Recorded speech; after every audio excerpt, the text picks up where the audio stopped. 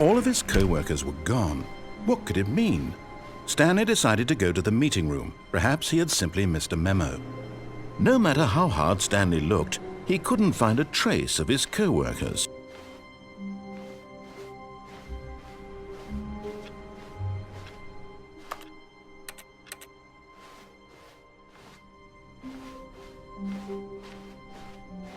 When Stanley came to a set of 2 open doors, he entered the door on his left. This was not the correct way to the meeting room, and Stanley knew it perfectly well. Perhaps he wanted to stop by the employee lounge first, just to admire it. Ah, yes, truly a room worth admiring. It had really been worth the detour after all, just to spend a few moments here in this immaculate, beautifully constructed room. Stanley simply stood here, drinking it all in.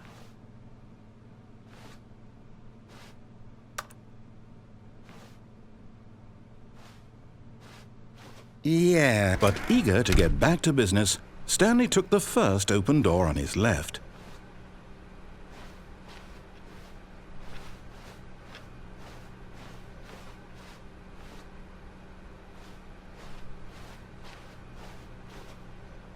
Stanley was so bad at following directions, it's incredible he wasn't fired years ago.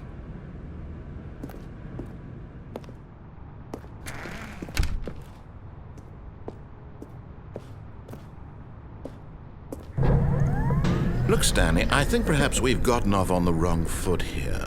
I'm not your enemy, really, I'm not. I realize that investing your trust in someone else can be difficult, but the fact is that the story has been about nothing but you all this time. There's someone you've been neglecting, Stanley. Someone you've forgotten about. Please, stop trying to make every decision by yourself. Now, I'm not asking for me, I'm asking for her. This is it, Stanley. Your chance to redeem yourself, to put your work aside, to let her back into your life. She's been waiting.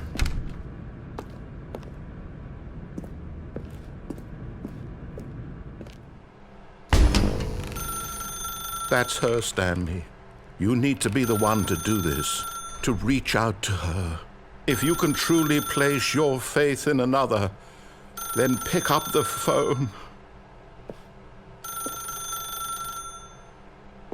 As Stanley picked up the phone, a white light engulfed him, filling him not just with radiance, but with hope. Hope for a life reunited Wait. Oh, goodness. Stanley, did you just unplug the phone? No, that wasn't supposed to be a choice. How did you do that? You actually chose incorrectly? I didn't even know that was possible. Let me double-check. No, it's definitely here, clear as day. Stanley picks up the phone. He's taken to his apartment where he finds his wife, and the two pledge themselves to one another. Music comes in, fade to white, roll credits. Not picking up the phone is actually somehow an incorrect course of action. How is that even possible? None of these decisions were supposed to mean anything. I don't understand. How on earth are you making meaningful choices? What did you... Wait a second. Did I just see... No, that's not possible. I can't believe it. How had I not noticed it sooner? You're not Stanley. You're a real person. I can't believe I was so mistaken. This is why you've been able to make correct and incorrect choices. And to think I've been letting you run around in this game for so long. If you'd made any more wrong choices, you might have negated it entirely. It's as though you completely ignored even the most basic safety protocol for real-world decision-making. Or did you not grasp the severity of the situation? Well, I won't have that kind of risk on my watch. I'm going to stop the game for a moment so we can educate you properly on safe decision-making in the real world. Please observe this helpful instructional video. Choice. It's the best part of being a real person, but if used incorrectly can also be the most dangerous. For example, in this scenario, a hypothetical real person named Rupert has a choice. He could invent a machine that eliminates food shortages across the world to make life better for all people. Or he could spend years of hard work forgetting how to read.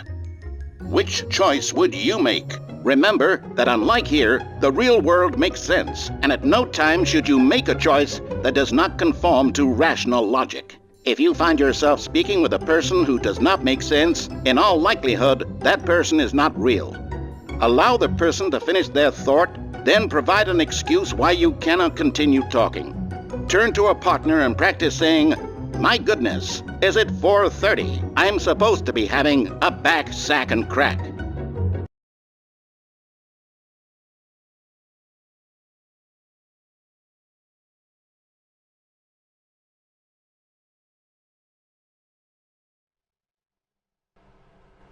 Excellent. Making choices on a regular basis is the best part to a healthy decision-making process. Most medical professionals recommend making at least 8 choices per day. Do you make more than 8? Less? And finally, if you begin to wonder if your choices are actually meaningful and whether you'll ever make a significant contribution to the world, just remember that in the vast infiniteness of space, your thoughts and problems are materially insignificant, and the feeling should subside. At this time, your instructor will guide you in an exercise to test and reinforce the material covered in this video. Welcome back. You may have noticed that this room has begun to deteriorate as a result of narrative contradiction. But not to worry. Now that you're properly informed on good decision-making, we're going to revisit a choice you made just a few minutes ago and see what the correct thing to do would have been. This way, please.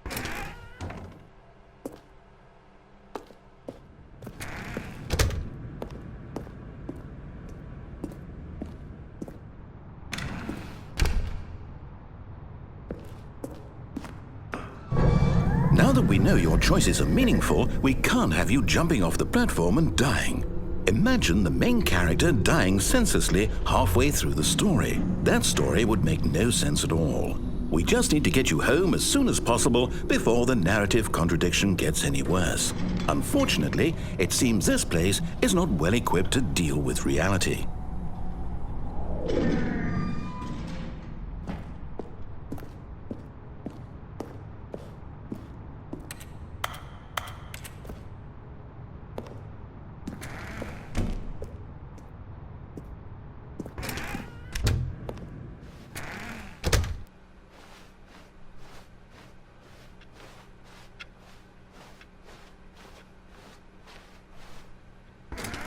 Almost there. You'll take the door on the left, back to the correct ending, the story will have resolution once again, and you'll be home free in the real world.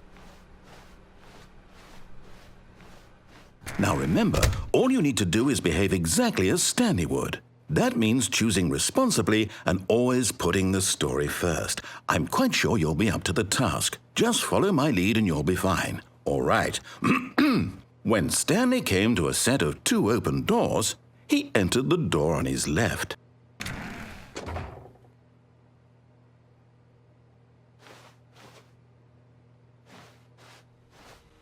No! Why did you do that? Quickly, hurry back in the other direction. Perhaps we're not too late.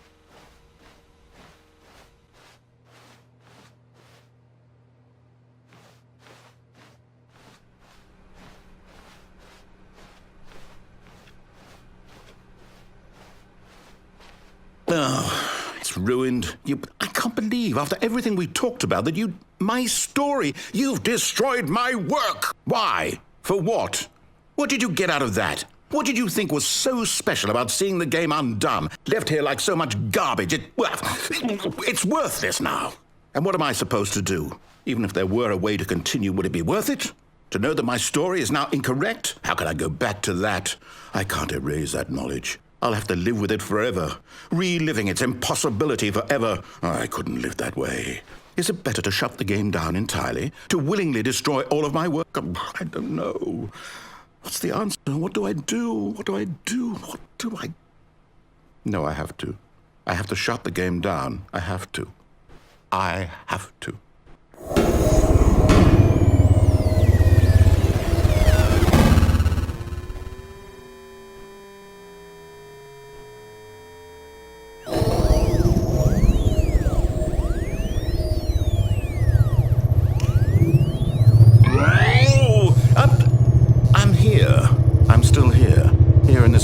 rubbish. With you, who thought you were so clever. Now look where we are. My entire game is destroyed. It was the only thing in the world that was mine, and you run it into the ground. What, did you think that would be funny? You just had to see? Didn't I impress upon you how important it was to be like Stanley? He actually knows how to do what I tell him to. He understands that if I say to do something, there's a damn good reason for it. That thought hadn't even occurred to you, had it? That there's a world outside of you? You're a child. Oh, my story. If you'd just gone through the door on the left, you would have seen it. There was a whole underground facility. You would have destroyed it and been victorious. It would have been so perfect. I worked so hard on it. I tried so hard to make... behave exactly as Stanley would. That means choosing responsibly and always putting the story first. I'm quite sure you'll be up to the task. Just follow my lead and you'll be fine. All right. When Stanley came to a set of 2 open doors, he entered the door on his left. No! Why did you do that? Quickly, hurry back. Behave exactly as Stanley would. That means choosing responsibly and always putting the story first. I'm quite sure you'll be up to the task. Just follow my lead and you'll be fine. All right. When Stanley came to a set of 2 open doors, he entered the door on his left.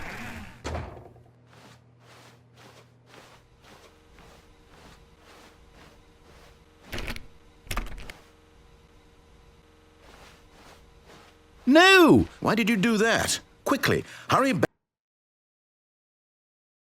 Behave exactly as Stanley would. That means choosing responsibly and always putting the story first. I'm quite sure you'll be up to the task. Just follow my lead and you'll be fine. All right. When Stanley came to a set of 2 open doors, he entered the door on his left.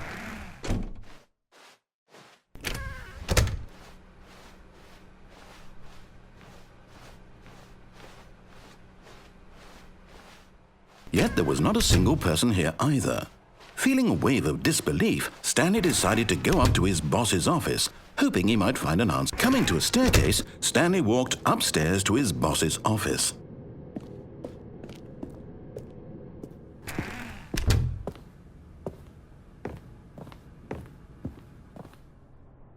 Stepping inside his manager's office, Stanley was once again stunned to discover not an indication of any human life. Shocked, unraveled, Stanley wondered in disbelief who orchestrated this, until he saw the door with a voice receiver next to it. Surely behind this door lay all the answers to his questions. And beyond all probability, he knew the passcode. He had seen it on his boss's computer just last week. Nightshark 115. Was this the code to open the door? Would it still work? There was only one way to find out. Stanley had been trained never to speak up, but now he would draw from within himself the courage to face the unknown. He drew a sharp breath and then spoke the code.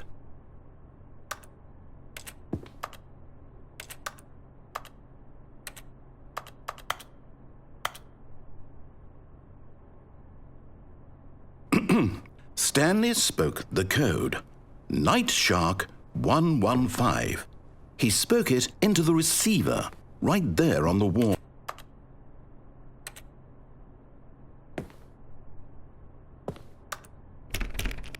I'm sorry, is there a problem? You didn't mishear me, did you? Please speak the code into the receiver. Otherwise we can't get on with the story. This is a crucial step.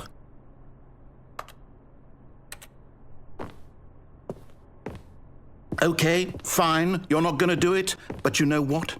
It's pretty humiliating to bring you this far, only for you to suddenly decide you have better things to do. I asked you for this one single thing, for your respect.